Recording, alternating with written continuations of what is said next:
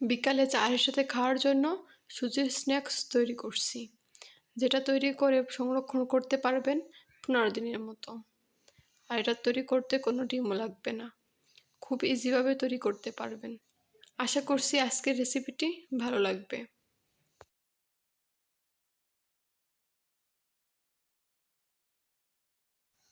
প্রথমে নিয়ে নিচ্ছি 1 কাপ সুজি, এরপর নিয়ে নিচ্ছি 1/3 কাপ চিনি।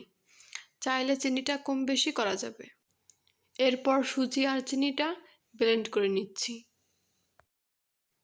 সুজি আর চিনিটা ব্লেন্ড করে একটা পাত্রে ঢেলে নিয়েছি। এরপর দিয়ে দিচ্ছি 1/3 কাপ আটা, চাইলে ময়দা ইউজ করতে পারেন। দিয়ে দিচ্ছি পরিমাণ মতো লবণ। দিয়ে দিচ্ছি 1/2 চা চামচ বেকিং পাউডার। আর দিয়ে দিচ্ছি 1/2 টেবিল চামচ ঘি আর 1 টেবিল চামচ সয়াবিন তেল।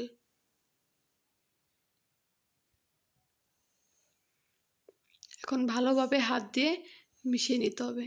এটা কিন্তু হাত দিয়ে ভালোভাবে মিশাতে হবে।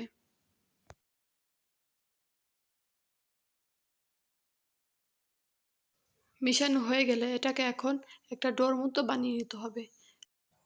আমি এখানে লিকুইড দুধ দিয়ে ডোটা বানিয়ে নিচ্ছি।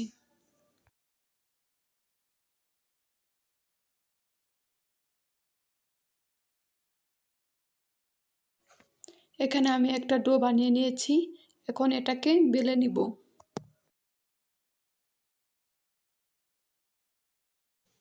আমি এটাকে বেলে চারপাশের থেকে একটু একটু করে কেটে নিয়েছি।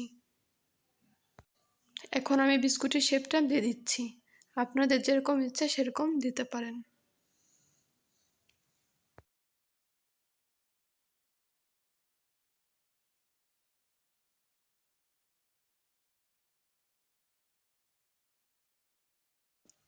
আমার শেপটা দেওয়া হয়ে গেছে, এখন আমি ভেজে নিব।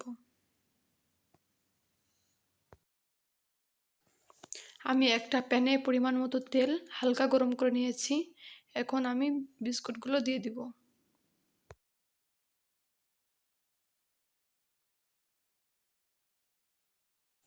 আমার সব বিস্কুটগুলো দেওয়া হয়ে গেছে, একটু পরে উল্টে দিব। এই সময় কিন্তু চুলার আঁচটা একদম লো থাকবে। উল্টে পাল্টে এভাবে ভেজে নিব। আমার ভাজা হয়ে গেছে, এখন উঠিয়ে নিব। এরকম যখন বাদামি কালার চলে আসবে তখন উঠিয়ে নেবেন। রেসিপিটি ভালো লাগলে সাবস্ক্রাইব করে লাইক দিয়ে পেজটার পাশে থাকবেন। আজকের মতো বিদায় নিচ্ছি। আল্লাহ হাফেজ।